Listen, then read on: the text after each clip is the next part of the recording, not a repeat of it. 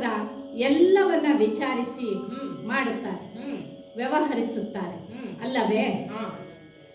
ಈಗ ನಿನ್ನ ಪರಿಸ್ಥಿತಿಯೇ ಬೇರೆ ಆಗಿತ್ತು, ಈಗ ಎಲ್ಲ ಕತೆ ಹೇಳಿದೆಯಲ್ಲ, ಇರಲಿ. ನೀನೇನೋ ಆಯ್ಕೆಯ ಸ್ವತಂತ್ರವನ್ನ ಕೊಟ್ಟೆ, ತಪ್ಪಲ್ಲ.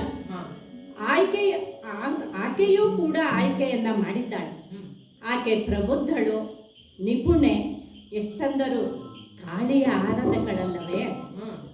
ಸತ್ಯವಾನನನ್ನ ಕಂಡೆ, ಆತನನ್ನ ಮಾತನಾಡಿಸಿದೆ, ಆತನೇ ಯೋಗ್ಯವರ ಅಂತ ಹೇಳ್ತಾ ಇದ್ದಾಳೆ.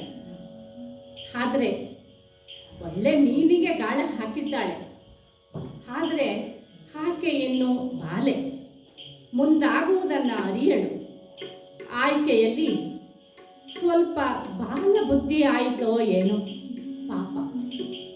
ಏಕೆ ಹಾಗೆ ಹೇಳುತ್ತೀರಿ ನಾರದರೆ? ನಿಮ್ಮ ಮಾತು ಒಗಟಾಗಿದೆಯಲ್ಲ. ಬಾಲ ಬುದ್ಧಿ ಹೇಳುತ್ತೀರಿ. ಆಕೆಯ ಬುದ್ಧಿಶಕ್ತಿಯನ್ನು ಗಮನಿಸಿ ಅವಳಿಗೆ ನಾನು ಆ ಸ್ವತಂತ್ರವನ್ನು ಕೊಟ್ಟಿದ್ದು. ನೀವು ನೋಡಿದರೆ ಬಾಲ ಬುದ್ಧಿ ಎನ್ನುತ್ತೀರಲ್ಲ, ಬಿಡಿಸಿ ಹೇಳಿ. ಬಾಲ ಬುದ್ಧಿ ಎಂದರೆ ಆಯ್ಕೆ ಮಾಡಿಕೊಂಡಿದ್ದೆಲ್ಲ ಸರಿಯಾಗಿಯೇ ಇದೆ. ಹುಡುಗ ಎಲ್ಲ ಸರಿಯಾಗಿದ್ದಾನೆ. ಹುಡುಗ ಚೊಕ್ಕ ಚಿನ್ನ, ಅವನ ಬಗ್ಗೆ ಎರಡು ಮಾತಿಲ್ಲ. ರೂಪವಂತ, ಗುಣವಂತ, ನಿಷ್ಠಾವಂತ ಎಲ್ಲವೂ ಹೌದು. ಆದರೂ ಒಂದು ಸಮಸ್ಯೆ.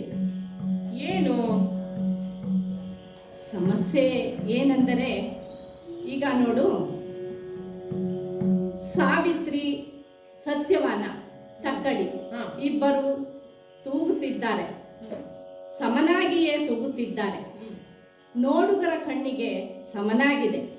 ಆದರೆ ನನ್ನ ಕಣ್ಣಿಗೆ ಗೋಚರಿಸುತ್ತಿದೆ, ಈ ಸಾವಿತ್ರಿಯ ತೂಕಕ್ಕೆ ಸಮನಾಗಿ ಸತ್ಯವಾನನ ತೂಕ ಏರುತ್ತಿಲ್ಲ.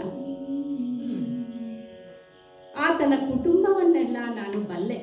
ಹಿಂದೆ ನಾನು ಗೌತಮಾಶ್ರಮಕ್ಕೆ ಹೋಗಿದ್ದೆ. ಎಲ್ಲರೂ ನಿಷ್ಠಾವಂತರು, ಯೋಗ್ಯತೆಯಲ್ಲಿ ಪರಮ ಪುರುಷರೆಂದೇ ಹೇಳಬಹುದು. ಆದರೂ ಎಲ್ಲೋ ಒಂದು ವಿಚಾರದಲ್ಲಿ ಒಂದು ದೋಷ ಎದ್ದು ಕಾಣುತ್ತಿದೆ. ದೋಷವೇ? ಎಂತಹ ದೋಷ? ದೋಷವನ್ನ ಹೇಳಲೋ ಬೇಡವೋ ಒಂದು ಅರ್ಥವಾಗುತ್ತಿಲ್ಲ ನನಗೆ. ಬೇಡ